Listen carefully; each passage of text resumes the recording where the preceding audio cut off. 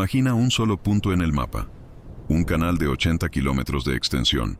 Ahora imagina que ese punto deja de funcionar, no por un ataque, no por una guerra, sino porque simplemente deja de llover lo suficiente. En 2023 y 2024, eso casi sucedió. El Canal de Panamá redujo su capacidad operativa en casi 40%. Barcos que normalmente pagaban $300,000 para cruzar, comenzaron a pagar más de 4 millones. Las rutas marítimas fueron rediseñadas de emergencia. Las aseguradoras entraron en colapso técnico. Y por primera vez en décadas, los estrategas de Washington, Pekín y Bruselas se hicieron la misma pregunta al mismo tiempo. ¿Qué pasa si el canal cierra para siempre? La respuesta que encontraron estaba escondida en un estado mexicano que la mayoría de las personas apenas puede ubicar en el mapa: Oaxaca. Y en un proyecto que los gobiernos mexicanos intentaron construir desde 1853, pero que solo ahora, en 2026, con tecnología, capital y geopolítica alineados, está finalmente convirtiéndose en realidad. Lo que vas a ver hoy no es ciencia ficción, es infraestructura, es poder. Y es el futuro del comercio mundial siendo construido ahora mismo, a menos de 2,000 kilómetros de la frontera con los Estados Unidos. Esto es Eje Norte, Crónicas de Poder. Existe una línea invisible que atraviesa el sur de México. No aparece en los mapas turísticos. No genera titulares en los grandes medios. Pero durante siglos, esa línea ha sido el objeto de deseo de imperios, potencias coloniales y superpotencias modernas. Se llama el Istmo de Tehuantepec. Y es el punto más angosto del territorio mexicano. Apenas 200 kilómetros de tierra separando el Océano Pacífico del Golfo de México. La historia de este corredor comienza mucho antes de que existiera el Canal de Panamá. En el siglo XVI, los exploradores españoles ya habían identificado este istmo como la ruta perfecta para mover plata, seda y especias entre los océanos. Hernán Cortés mismo propuso al rey Carlos I de España construir un camino interoceánico por estas tierras. Pero la corona eligió otras prioridades. Pasaron los siglos. México se independizó. Y en 1853, durante la presidencia de Antonio López de Santa Anna, se firmó el primer tratado formal para construir un ferrocarril a través del istmo, financiado por capital estadounidense. El proyecto avanzó. Las vías fueron tendidas. Y por un breve periodo, el ferrocarril del Istmo de Tehuantepec fue la ruta más importante del comercio transoceánico en el hemisferio occidental. Entonces llegó 1914. El Canal de Panamá abrió sus compuertas, y con esa apertura, el sueño mexicano quedó archivado, sepultado bajo décadas de olvido institucional y dependencia logística internacional. Pero el istmo nunca desapareció. La geografía no negocia con la historia. Y mientras el mundo construía su dependencia alrededor de un canal centroamericano, México guardaba en silencio una ventaja geográfica que ninguna ingeniería humana podía replicar: la ruta más corta entre dos océanos en todo el continente americano. Lo que cambió no fue la geografía, lo que cambió fue el mundo. La pandemia de 2020 fracturó las cadenas de suministro globales.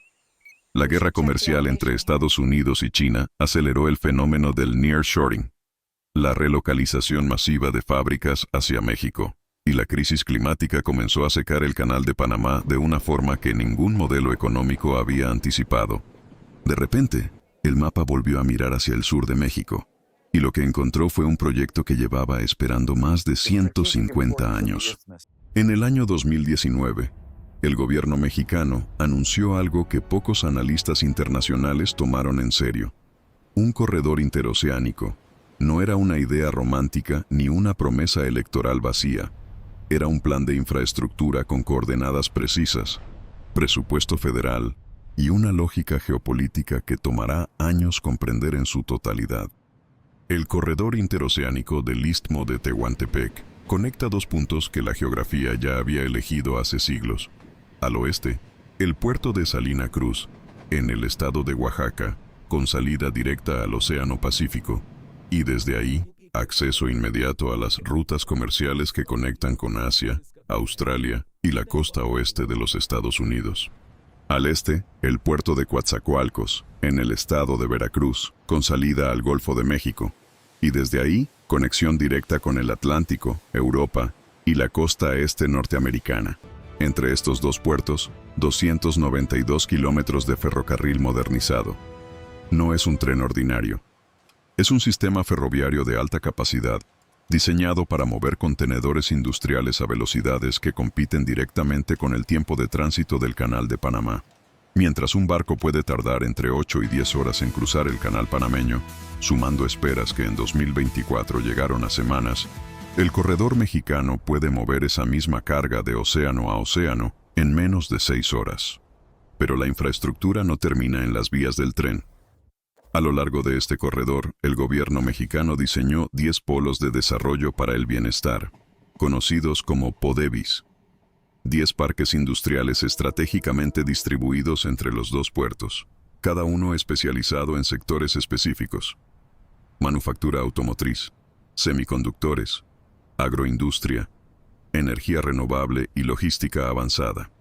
La lógica es devastadoramente simple. No se trata solo de mover contenedores de un océano a otro. Se trata de agregar valor industrial en el trayecto. Las mercancías que llegan del Pacífico Asiático no solo cruzan México. Se procesan, se ensamblan, se transforman en productos con valor agregado mexicano y luego continúan hacia los mercados norteamericanos y europeos.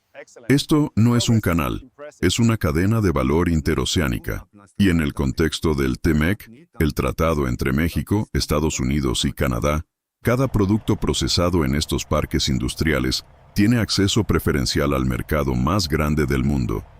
El nearshoring hace el resto. Desde 2022, más de 400 empresas globales han anunciado inversiones en México, huyendo de la inestabilidad logística asiática y buscando proximidad con el mercado estadounidense. Muchas de ellas están mirando directamente hacia el Istmo de Tehuantepec como su próxima sede de operaciones. La pregunta que el proyecto hace al mundo es incómoda y directa. ¿Por qué pagar millones para cruzar un canal que se está secando, cuando existe una ruta más corta, más rápida, y en un país que ya es su socio comercial más importante? Y aquí, antes de continuar, queremos hacerte una pregunta directamente a ti, que estás viendo este video. ¿Crees que una sola línea de ferrocarril puede cambiar el equilibrio de poder entre naciones?